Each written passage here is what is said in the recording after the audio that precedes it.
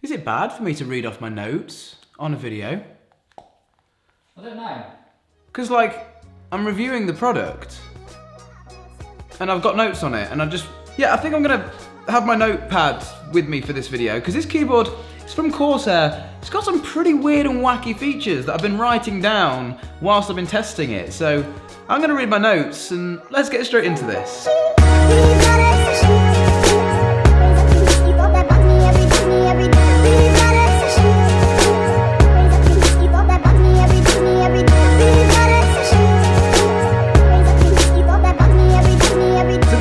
The K83 wireless review. Now, when this product came out, funnily enough, I thought I want to get my hands on this simply because I want to review it. And I want to review it because I feel like this product is, well, made for me. So if you guys have been following me for a while, you'll know I'm really proud of my kitchen setup. I've got an awesome 55-inch OLED, I've got some KEF speakers and an awesome subwoofer to deliver some powerful bass, and it's all ran essentially by an Intel NUC.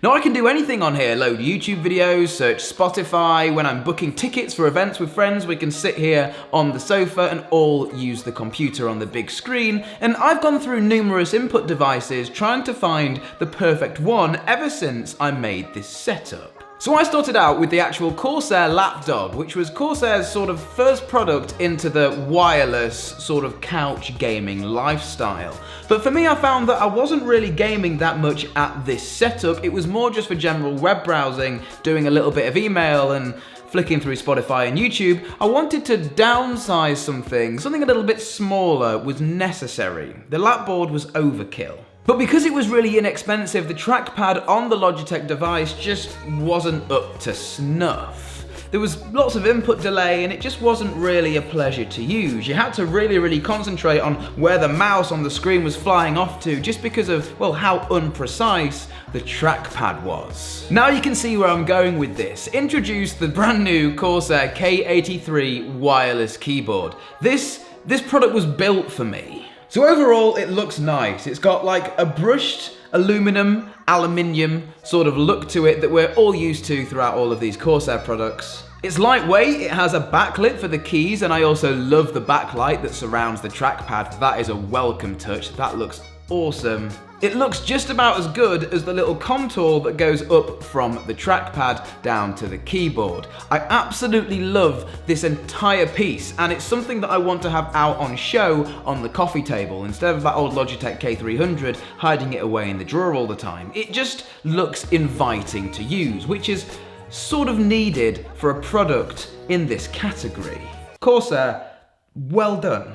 So you've obviously spotted that this is an input device for a computer, a keyboard and a trackpad, but this actually goes a step further by providing you in the top corner a joystick. Yeah, a joystick. Now, as far as I can tell, this doesn't do anything fancy other than replace the trackpad. So if you want to have your mouse fly around the screen like a crazy man using a joystick, then feel free. And then if you're going to do that, well, they've also included some bumper buttons on the back, so these will be your left and right click. Now, use with caution, it's fun to use. I personally, while I've been using it, have just been sticking with the trackpad and the left and right click, but Corsair, thanks for including it. It's fun to show people that this is a way that you can use a computer now. Literally, the mouse flying around the screen with a joystick. It's kind of comical.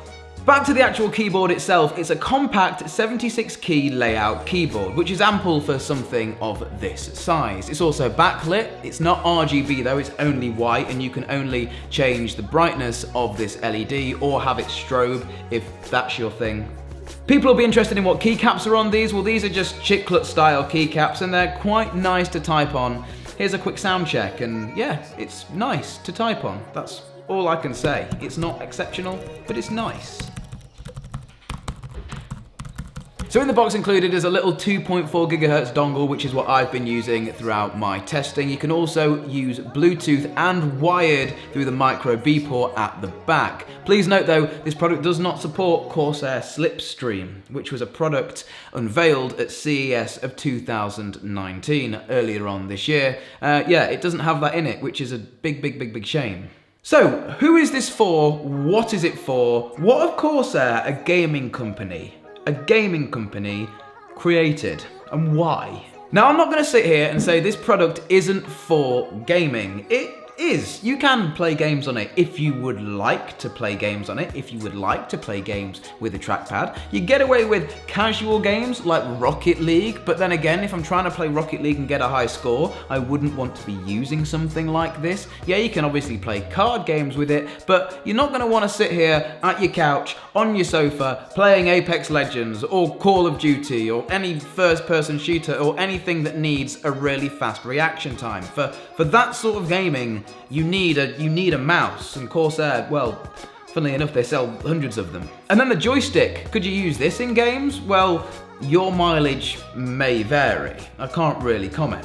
Personally though, I found it really difficult and always just went back to using the trackpad. So who is this thing for? Well, it's for Alex, it's for me, it's for anybody with a sort of entertainment setup or a lounge setup, a media connected PC, or somebody that wants to control direct to their smart TV and have actual one-to-one feedback with a mouse on a smart TV. This is for you. Maybe you work in an office and you like to have both, for whatever reason, a trackpad and a separate mouse and a lovely keyboard. This is for you. The thing looks gorgeous. Now this does come with software, there's not much you can change, it's controlled with the iCUE software, and it's important to note that the changes that you make to the keyboard are software based only. They do not save a hard copy onto the keyboard. So let's say I configured the keyboard on A computer, then use the keyboard on B computer, the settings won't carry over. But what can you change? So funnily enough, you can actually remap buttons in the software, which is a really welcome feature. If there's some programs that you launch quite often, you can just map them to a keyboard